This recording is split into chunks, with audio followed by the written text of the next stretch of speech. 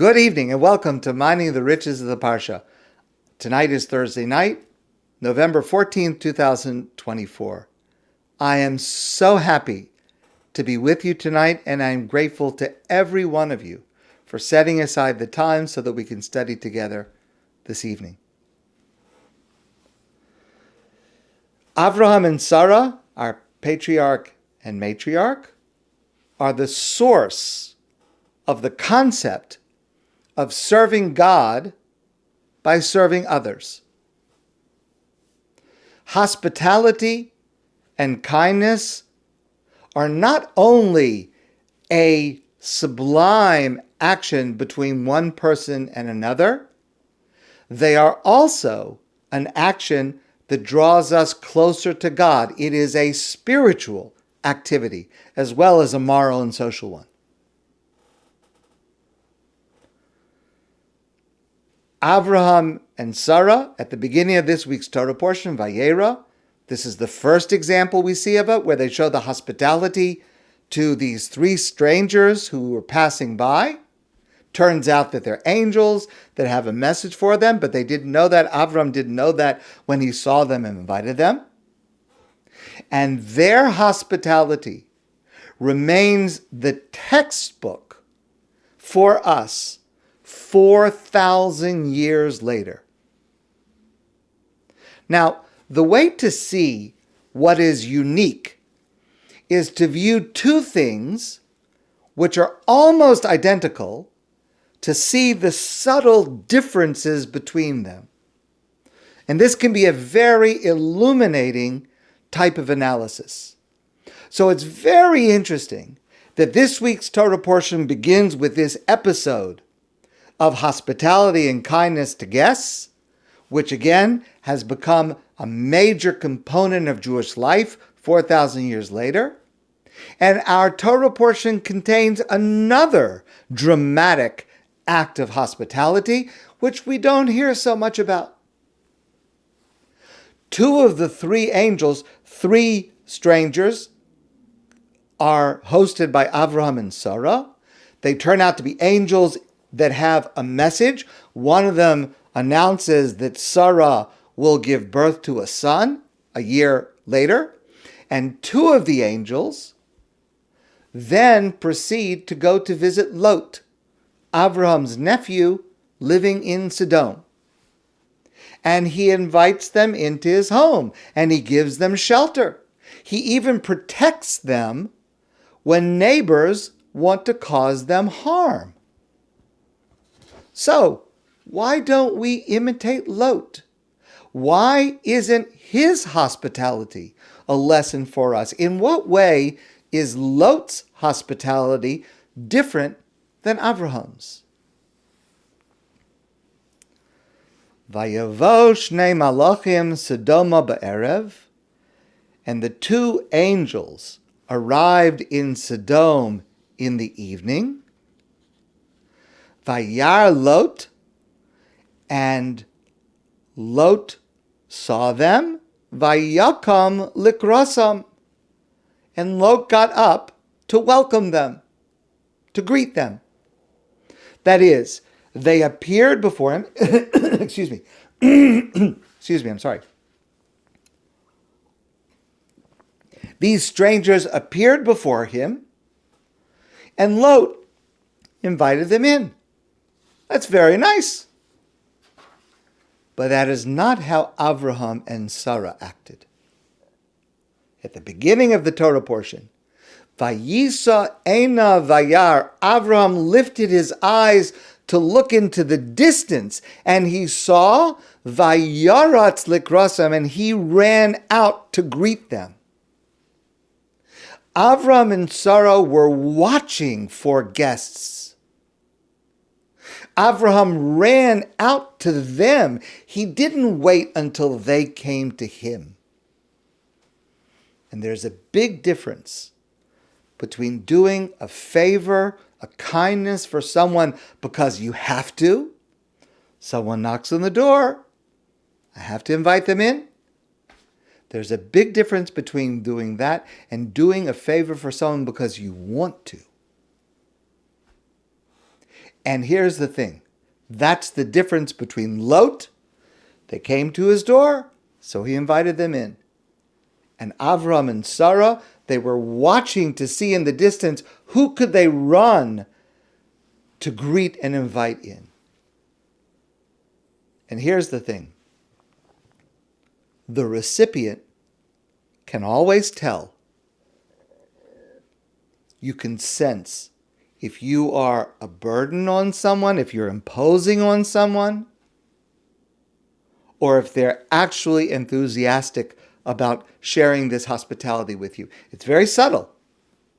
It might just be a momentary hesitation or a sigh.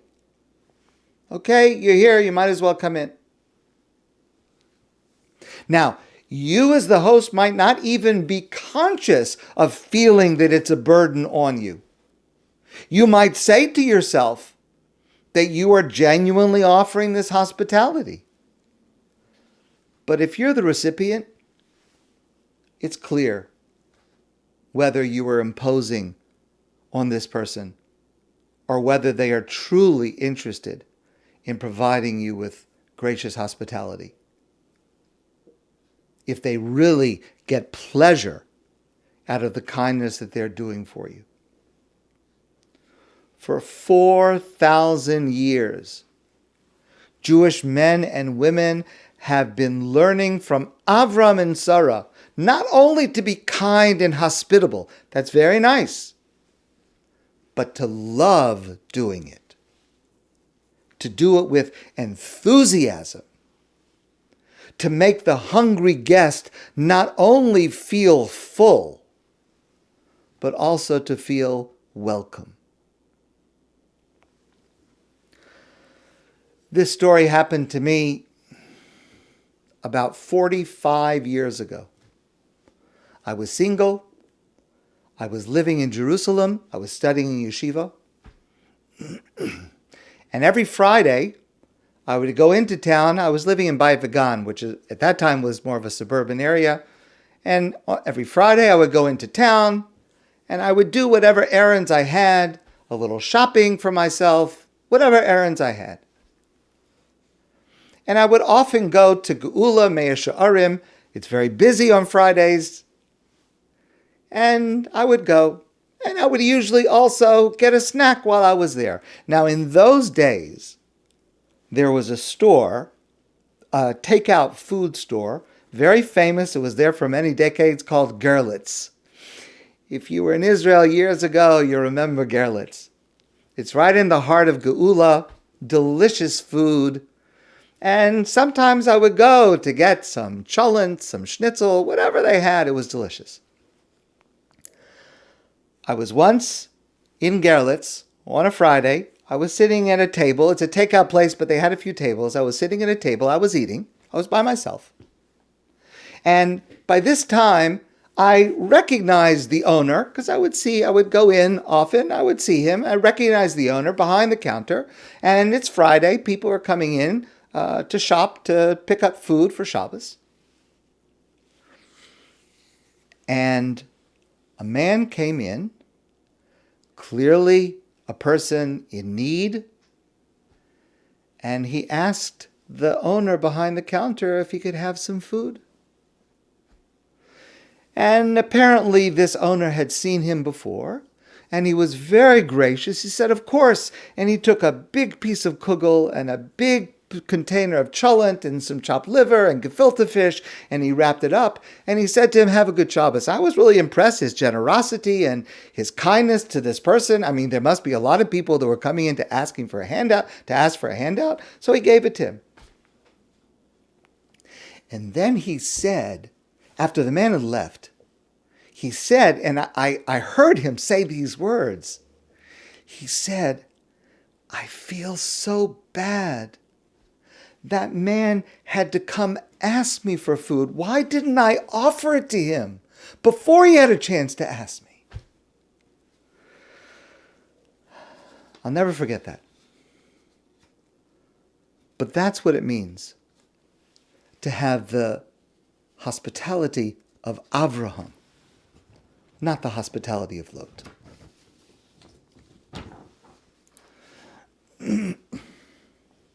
I want to share this story with you. It's an incredible story.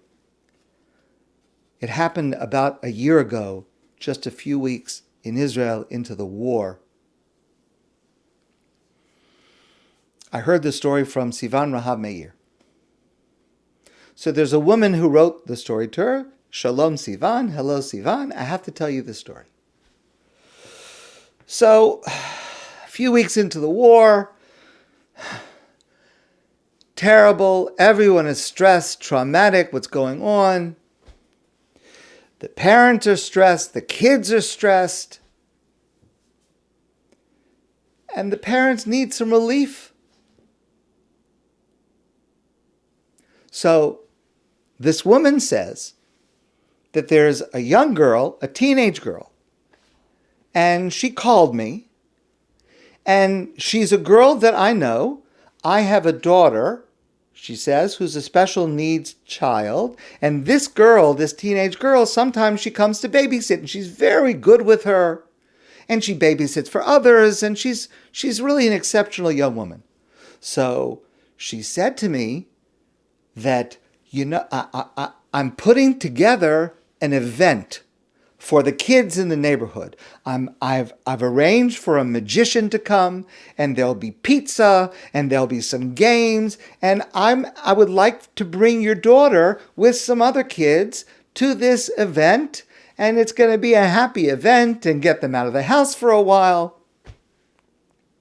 And this woman was so impressed and so relieved with everything that's going on, that her daughter, who probably doesn't understand exactly what's going on, but it is under stress, immense stress, she'll have a couple of hours of fun, and with the magician and the pizza, and she said, "Wow, thank you very much." And the girl comes to her house, and she picks up the little girl, and they go to this thing, and they have a great time. She comes back a couple hours later, and the mother feels just, rejuvenated. She's had a chance to rest. She's had a chance to calm herself. And she's just grateful to this teenage girl for doing this. Listen. A little later that evening, this woman, the mother, is on a WhatsApp chat group. And she learns that this girl who came to her house to pick up her daughter, to take her to the party, to play for a couple of hours, this teenage girl, that morning she had got up from Shiva. Her father and her brother had been defending the inhabitants of one of the kibbutzim in the Gaza envelope, and they'd been murdered by terrorists. And that morning, she had got up from Shiva. So this woman says to herself, unbelievable, this teenage girl, she just got up from Shiva for her father and her brother, and the first thing that she thinks about, how can I somehow relieve the stress of some of the other people in the neighborhood? That's a person who is looking to do acts of kindness, who loves to help other people. That's not the kindness of Lot. That's the kindness of Avraham and Sarah. And that's what we are capable of. We are capable of emulating that even 4,000 years later. And even under the most difficult circumstances. The beauty and the nobility of the Jewish people never ceases to amaze when we look for it.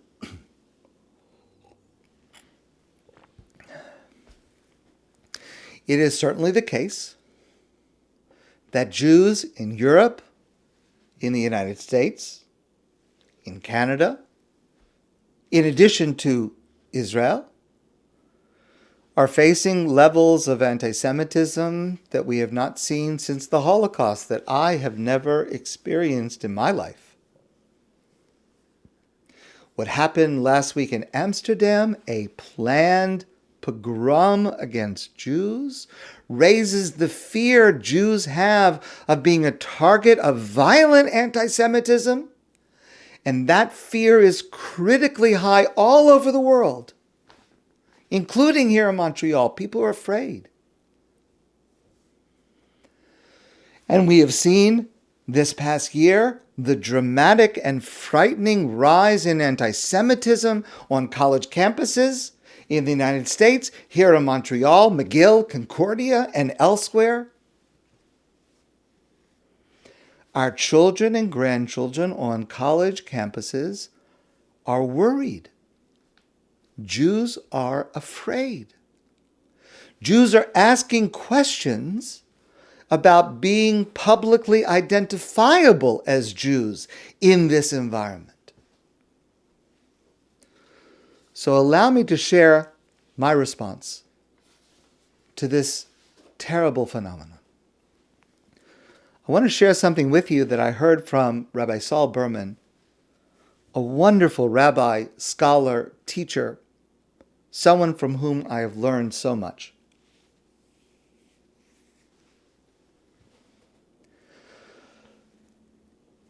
Three angels come to the home of Avraham and Sarah, and one of them says, VaYomer, Shov ashuv elecha keis chaya, v'hinei bein l'Sara yishtecha. A year from now, Sarah will give birth to a son. Remember, Sarah is 89 years old. Avraham is in his late 90s. And the angel says, a year from now, you will have a son.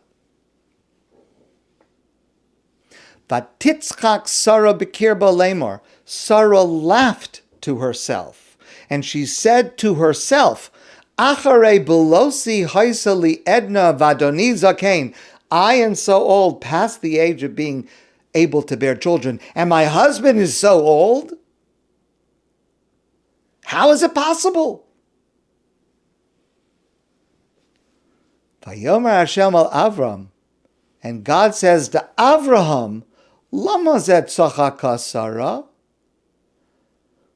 V'amar ha'af umnam elei vani zakanti. Why is Sarah laughing and saying that I am too old to give birth to a child? Hayipolemi Hashem davar? Is anything beyond the ability of God to do?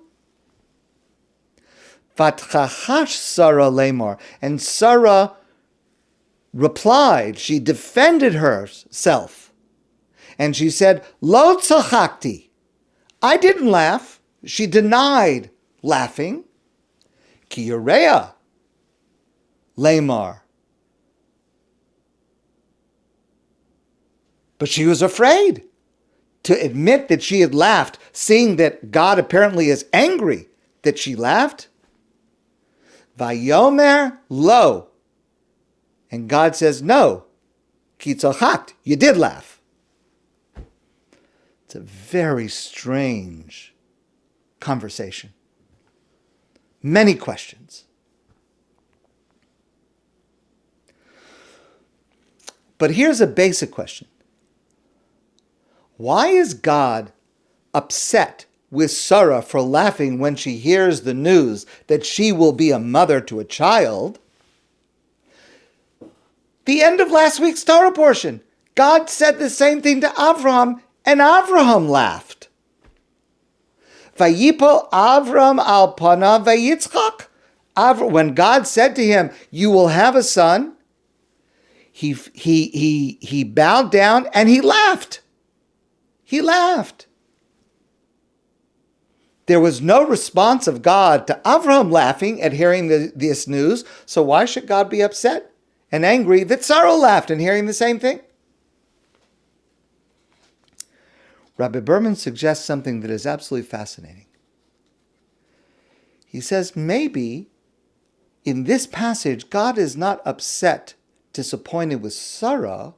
Maybe he is disappointed with Avraham.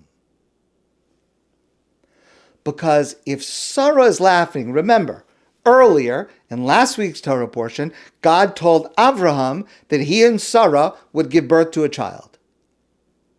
Now, some time passes, and Sarah hears it firsthand from the angel. Didn't Avraham tell her what God said to him earlier? Didn't she already know about this? Well, if this is the first she is hearing about it, she would respond with incredulity and maybe even laughter. So God says to Avraham, wait a second, Avraham, I already told you about this. You know about this. Didn't you tell Sarah? The fact that she's laughing seems to indicate that this is the first she's hearing of it. Why didn't you tell Sarah when I told you this was going to happen? And Rabbi Berman suggests, perhaps, in fact, why did Avraham not tell Sarah this news when he heard it first? Maybe because Avraham was not 100% sure it would really happen. And he feared that if he would say this to Sarah, she would be filled with expectation. And what happens if she would be disappointed? And Avraham did not want that his wife, who he loved so much, should be let down and disappointed after having her hopes raised.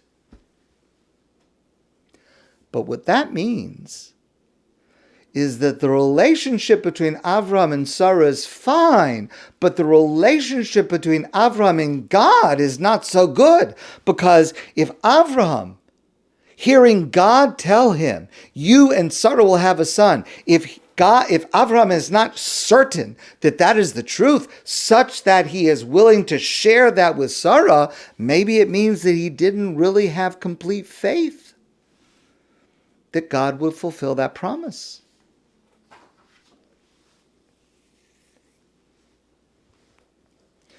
And that's not right. If God promises something, we should have certainty that it will happen. And if we do actually believe with a certainty that something should happen, then we should be willing to share it. We should be willing to share it with others. And if we keep it hidden, maybe it indicates something on our part that is perhaps not completely certain that God will keep his will, his promise, God forbid. In our daily Amidah, the Shemona Esrei, the prayer that we say 3 times a day, there's a paragraph that reads as follows. Ala tzadikim ve'ala chazidim, for the righteous, for the pious, sein sachar tov, you should give them a reward. Ula olam v'lo nevosh ki v'chava tachnu. Now the normal translation of those words is, may we never come to shame, to being embarrassed, because we trust you, because we have faith in you, God. So because we have faith in you, God, we'll never be embarrassed, we'll never be ashamed.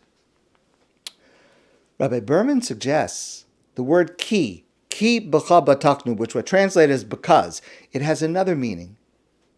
That. V'lo nevosh ki b'cha b'tachnu, we should never be embarrassed that we believe in God. We as Jews should never be embarrassed to proclaim our faith in one God, to proclaim the truth of the oneness of God, of the involvement of God in this world. We should never be embarrassed by our fundamental beliefs.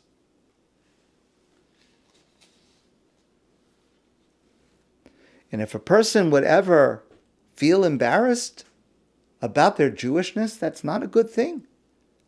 That would seem to imply a certain lack of complete faith in the correctness of what we're doing. And you know, things happen, especially when we're in some kind of mixed crowd. To be able to interrupt a meeting in the afternoon to daven mincha, to say the afternoon prayer. Maybe if we're having a meal with a group of people, to say a bracha before we eat. Maybe we feel a little uncomfortable.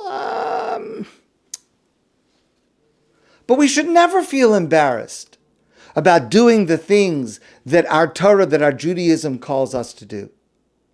We should certainly never be embarrassed to standing and supporting the IDF, the Israel Defense Force. And that's what this prayer is saying. May we never feel shame, but that we believe in you, that we uphold your commandments, that we uphold the highest standards of business ethics, for example. And certainly, we should never hide or lessen our support for Israel in any way, because to do so would be to suggest that possibly we're not certain of God's promises. That should never happen to us. As a practical response to what's going on around us, I suggest the following.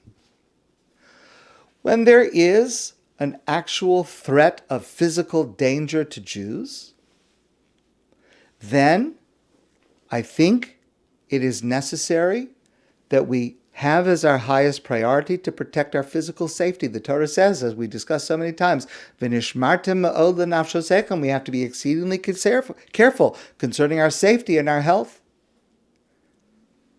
And I would suggest that a person should not attend an anti-Israel rally as a protest against them. And certainly don't try to disrupt some kind of anti-Israel activity, because there could be actual physical danger to a person. However, as long as the threat is not actual physical danger, anything less than that actual threat of harm, we must continue to live proudly as Jews. And we must insist on security and protection for Jews and other minorities. And certainly in the United States and Canada, we must be very grateful when every level of government is taking this seriously. Earlier this year, I wrote a letter to the heads of McGill University, along with many other people, and this is what I wrote. People can disagree and express their opinion. I realize people see things differently. But for anti-Semitism, there should be zero tolerance. If you're a student and you harass or threaten Jews or any other minority, you should be expelled immediately. If you urge violence, you should be arrested and charged with a hate crime. But here's the bottom line for us. And here's the bottom line of the lesson from this week's Torah portion. I saw this quote on Facebook. I promise to love being Jewish 10 times more than anyone hates me for it.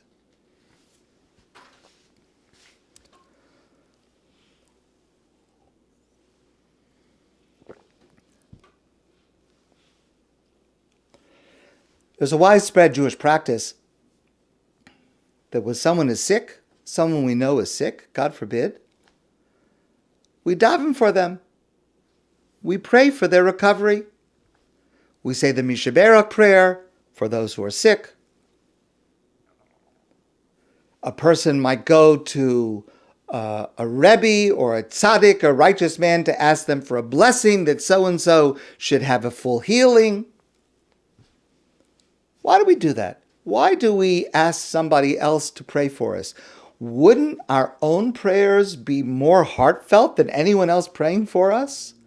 Why would we delegate that to somebody else? The first instance of one person asking another to pray for their recovery is in this week's Torah portion.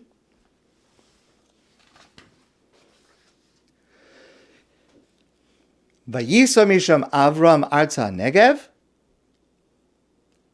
This is after the incident with Sodom and after the birth of Yitzchak. Avraham moves to the southern part of Israel. VaYeshe ben Kadesh ben Shur. He sets up his home between Kadesh and Shur. VaYogar b'Gerar, and he lived in a place called Gerar. Vayomer Avraham el Sarah ishto. And Avraham said to Sarah, his wife, Achosi hi, that she is my sister, not my wife. Vayishlach Avimelech melech Gerar. There was a king of this region called Gerar. His name was Avimelech. Vayikach Sarah, and he took Sarah. This is the second time, remember. In last week's Torah portion, as soon as Avraham and Sarah reached Israel, they had to go down to Egypt. And Avraham said to Sarah the same thing. Please say you're my sister, not my wife, because if you say you're my wife, my life may be in danger. You may be taken. Okay, we discussed that last week. Now it's the second time. It's the same thing, this time with Avimelech in the southern part of Israel. And Avimelech takes Sarah.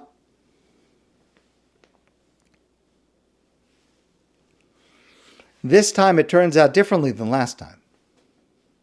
This time God appears to Avimelech. Va'ata hashev eshes ha'ish. Return that woman to her husband. It's not his sister, it's his wife. Return her to her husband. Vayispalel ba'adcha v'chaya, and ask him to pray for you so that you should live. Vim eincha meshiv, and if you don't return her right away and you don't ask Avraham to pray for your healing, da ki mos tamus, you're going to die. Your life will end. You will die. God says this to Avimelech. So, Avimelech says to Avraham, here is Sarah. I didn't touch her. Okay. Complicated situation. Certainly treating people in a way that they should never be treated. Okay. And also Avimelech asks Avraham to pray for him that he should be healed because he was sick. And God said he was going to die unless Avraham prayed for him. Vayispal Avraham el Elokim. Avraham prayed to God. Vayirpa Elokim es Avimelech. And God healed Avimelech. It's the first time one person asked another person to pray for them. So again, the same question. Why is Avraham's prayer for Avimelech better than Avimelech's prayer for Avimelech? Why didn't he just pray to God himself that he should be healed? Why did he have to ask Avraham? So here's one approach from the Rav, Rabbi Yosef Soloveitchik. The Rav teaches that our sages instruct us that a person lives as long as that person has a mission to complete. Once a person's mission is completed, that person's life comes to an end. Their reason for living has come to an end. Of course, we don't always know what our mission is. We don't know how long it lasts, obviously, but in God's eyes, that's the calculus. If a person still has a mission to fulfill, they stay alive until they fulfill it.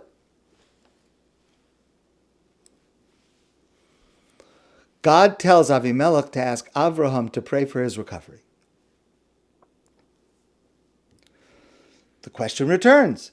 If God wants to heal Avimelech, let God heal Avimelech. Why does he have to ask Avraham?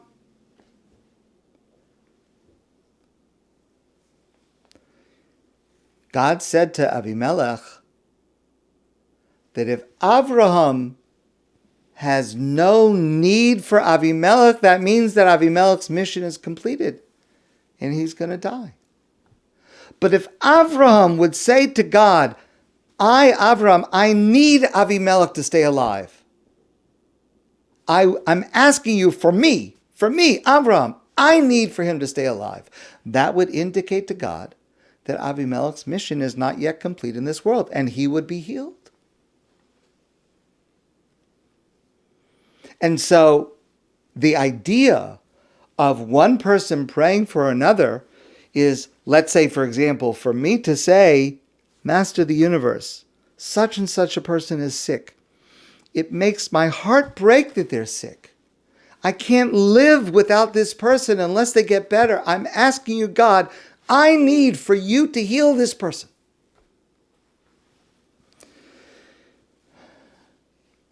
Now, in order for this to work, the main component, the main requirement of the one praying for the person who's sick is empathy. I have to feel, in order for this to be meaningful, I have to feel I am diminished if this person is not healed. I'm asking you, God, for me. Sometimes I get messages from people, I get emails from people. Such and such a person is sick, would you please pray for them? Ruvain ben Sarah, would you please pray for them? Okay, somebody asked me to say Mishnah Berach, I'm going to say it, but I don't really understand how that works. I don't know who Ruvain ben Sarah is. I don't know. I hope they get better. I mean, I don't wish them ill, God forbid, but I mean, I don't have any personal connection. I don't even know who it is. I know people that they say Mishnah Berach, a prayer for healing for people. They have a whole list. Ruvain ben Sarah and Shimon ben Sarah and Rachel bas Avraham and Una. It's a whole list of names. There are a lot of people named Ruvain ben Sarah. Okay, all right. It's a very nice thing to do. I'm not saying not to do it, but I don't quite understand how that works. The idea of one person praying for another is that this sense of empathy. I feel diminished. If this person is sick, God, I'm asking you for me to return this person to health. And the practice of going to a tzaddik to ask them to pray. Hasidim have the practice to go to a Hasidic Rebbe to ask them to pray for someone's healing. That's based on this idea that a person who is a tzaddik, a person who is righteous, achieves a level of being able to be empathetic even to a stranger. I don't think I'm capable of that. I mean, I would like to say that I could try to be capable. I have to be honest. I don't think it would work for me. What makes a person a tzaddik, what makes a person a righteous person, that it's worthwhile to ask them to pray for you, even though they don't know you, is that such a person has developed their sensitivity and their empathy that they can feel for another person, even if they don't know them. It's a remarkable, remarkable thing. Okay? That's why individuals are able to do it. But that's how it works. And that's why, of course, if a person, God forbid, is sick, they should pray for themselves. But also we have the practice to ask others to pray for us.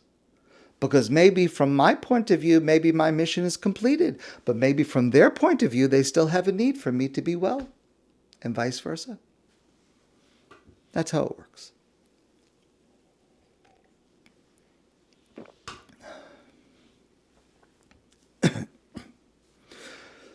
Recently, a woman came to speak to me, and she told me that she's had a problem for several years, and she finally decided to discuss it today with me, and she says, I don't believe in God. I was raised religious. I live an Orthodox Jewish lifestyle. But I don't believe that there is such a thing as God. And I think that praying is really just talking to the ceiling. And she told me her story. She said to me that years ago, many years ago, a terrible thing happened to her. And she prayed to God that it would not happen, but this terrible thing did happen.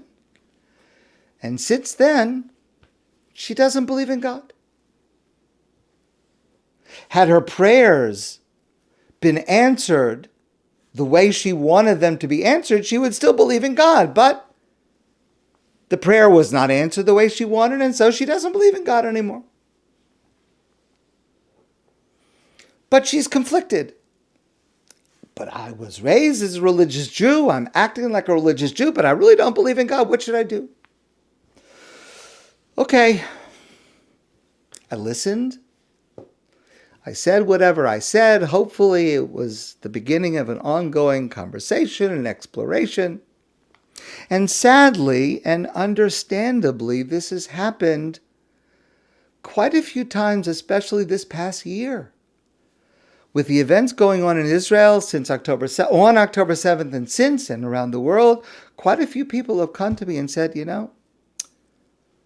I can't pray anymore. I don't really believe there's a God. Now, while this woman and I were talking, I was thinking about a story that I had just read. I had been moved by this story, but I wouldn't tell it to this woman.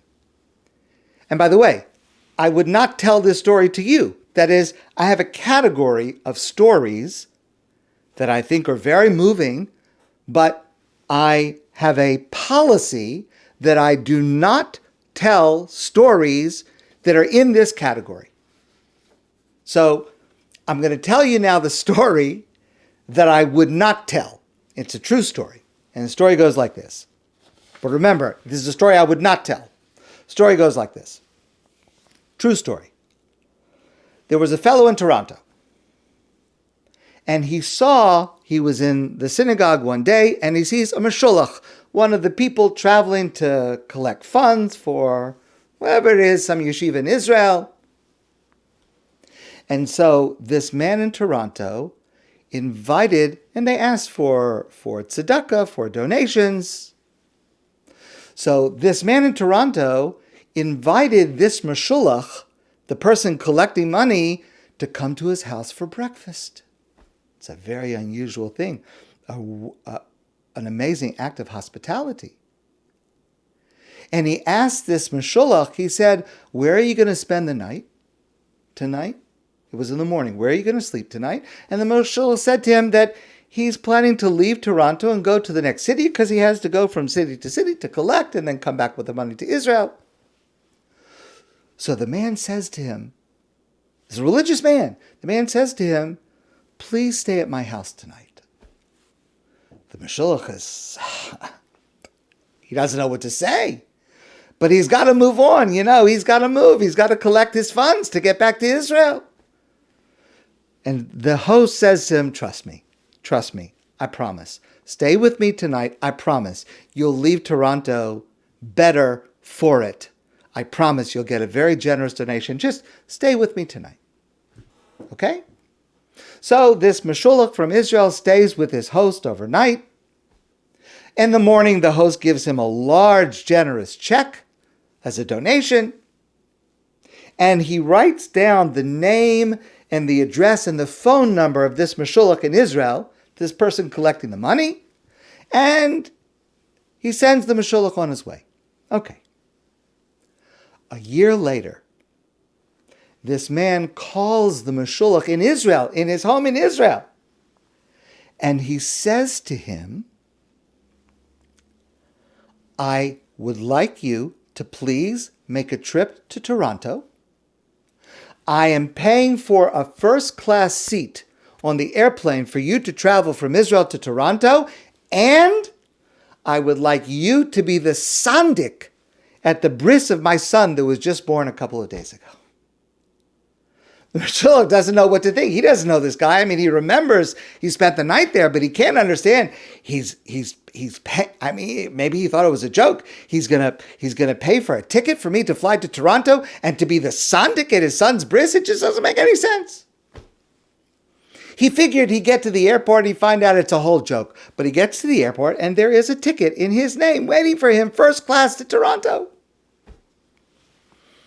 So he checks into the flight, he flies to Toronto, the host meets him, goes to his house, and he's the sandik at the bris of this host's newborn son.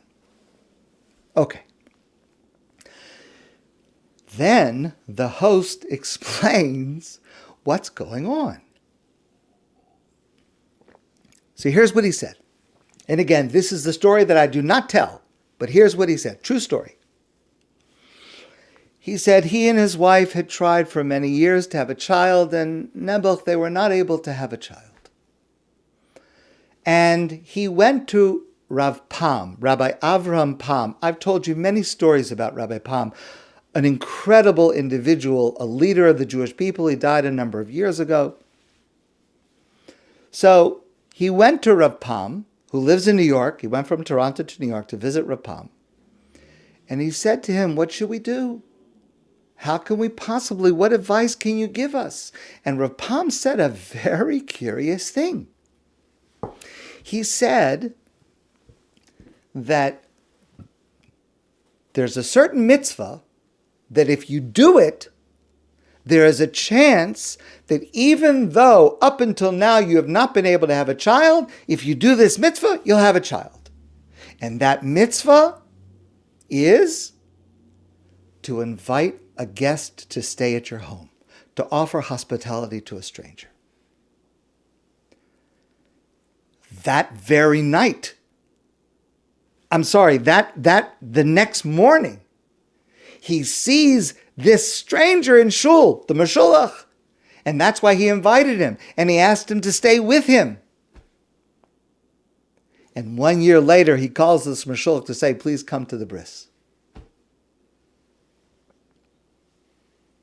Now, the source of that connection between one subject and another could be the beginning of our Torah portion, because Avraham and Sarah were not able to conceive a child, and they invited the guests, these strangers, to offer them hospitality.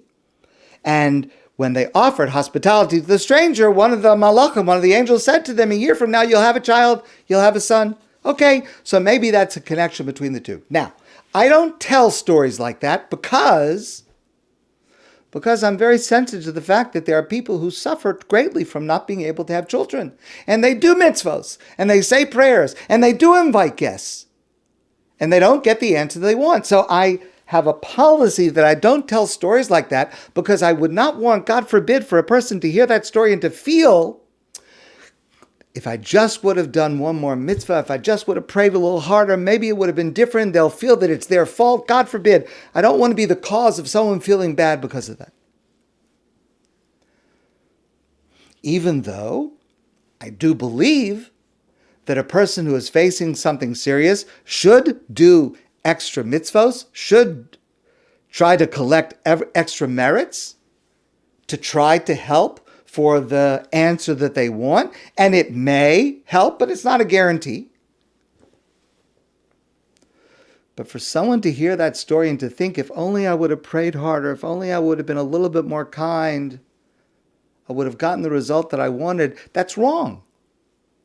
And it causes pain. So I don't tell stories like that. But here's the reason I'm sharing this with you. Because I think a lot of people, many of us, agree with what this woman said to me. They're not really 100% certain that there is actually anybody there listening when they pray.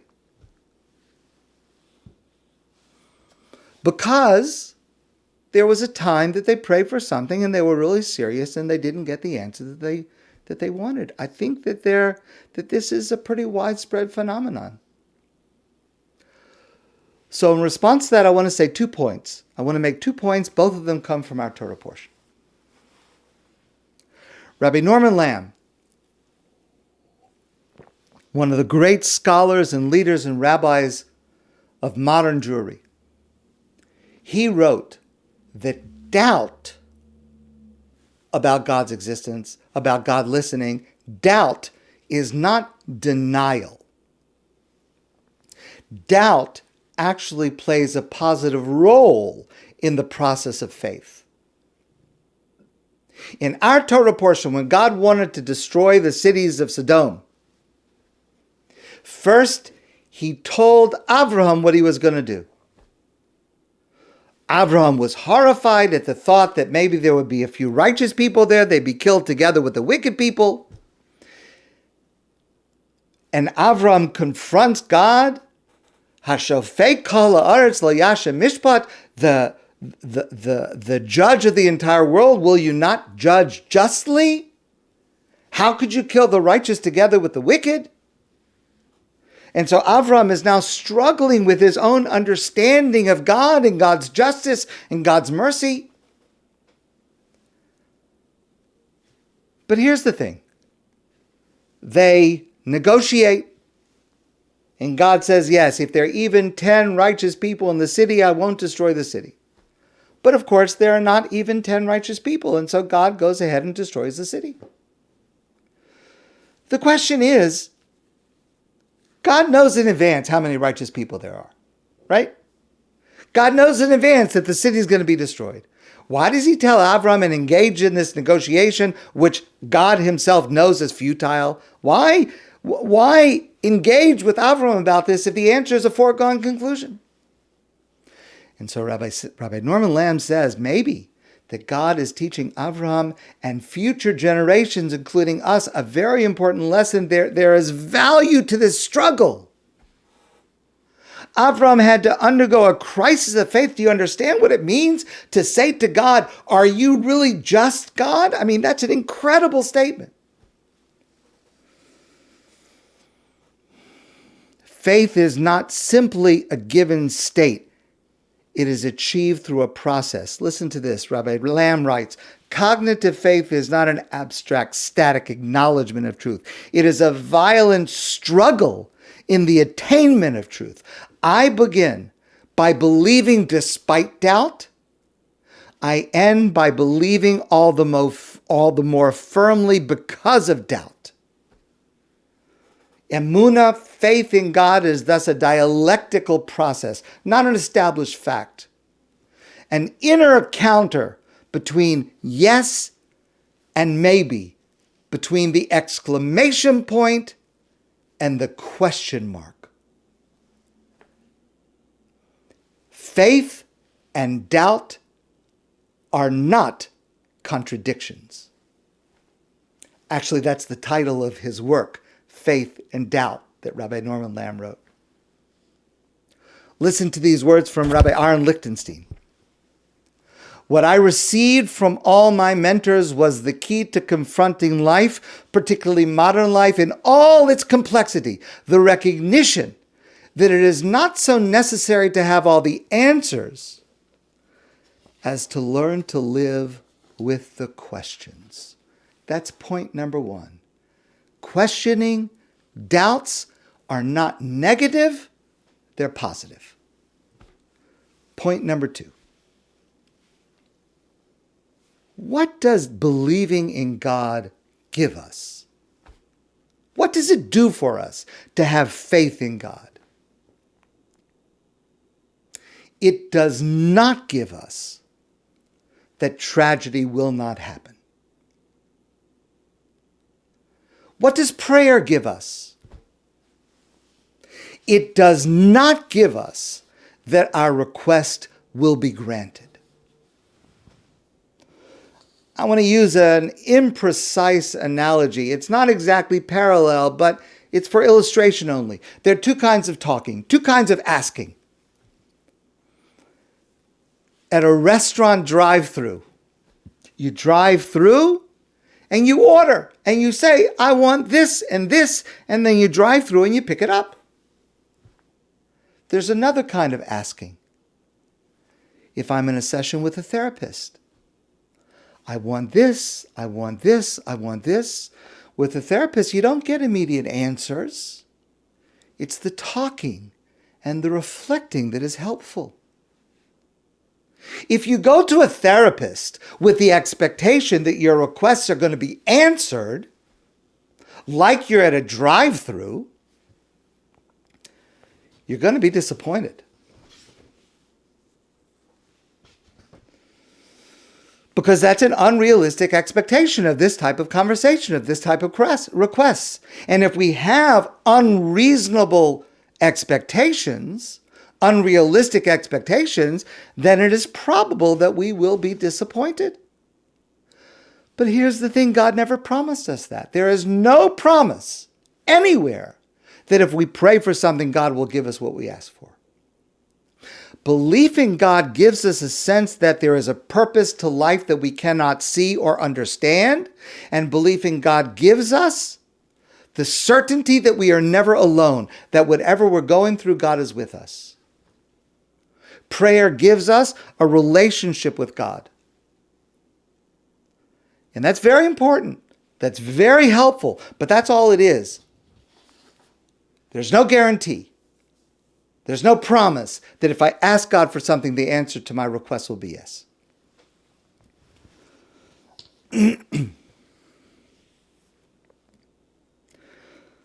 I've had the privilege to meet a remarkable woman who lives in Israel, Rabbanit Henkin.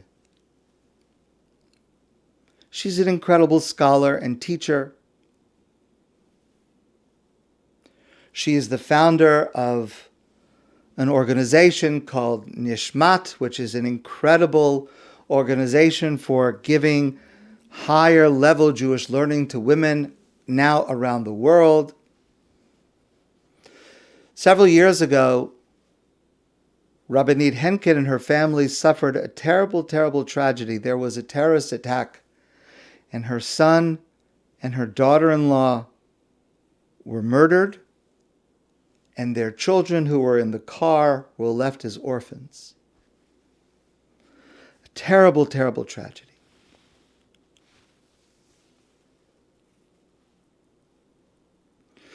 Sometime later, I had the privilege to hear her speak on the subject of faith. And she said, the whole world is coming up to me and saying, be strong, be strong. I want to tell them, I don't know what will be in the future, but I don't have any frustration about my faith. There's no challenge to what happened is terrible. It's tragic. I'll never get over it. But it doesn't do anything to my faith because I never believed God is one who gives out prizes. She used a phrase. I learned this phrase from her. In Israel, there's a phrase, Dod shel sukariot. Literally, that means the uncle with candy. In our shul, we have what we call a candy man. Kids come and there's a certain person, they give out candies to all the kids. I give out candies to all the kids at the end of davening on Shabbos morning. So the Israeli phrase is Dod sukariot. I never thought that God was a Dod shel sukariot. I never believed that God just gives out prizes to whoever asks for them. I never thought that I had an expectation that things would be okay. I would like them to be okay, but when they're not okay, I'm not disappointed with God. God put us here to fulfill a role. All of us have a role. Sometimes the role and mission is pleasant, and sometimes the role and mission is not pleasant. And we have to get up to fulfill that role. That's why we're here in this world, as the Rav explained before. So now, me and my family, we're going to have to learn about a less pleasant role in life that we have than we had before this tragedy took place. Both of these points we learn from Avraham.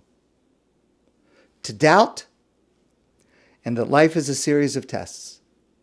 That's why we're here, to fulfill the mission these tests provide. It would be a lot easier if the answer was different. But it is imperative that we learn from Avraham what our expectations from life should be, what our expectations from belief should be, what our expectations from prayer should be.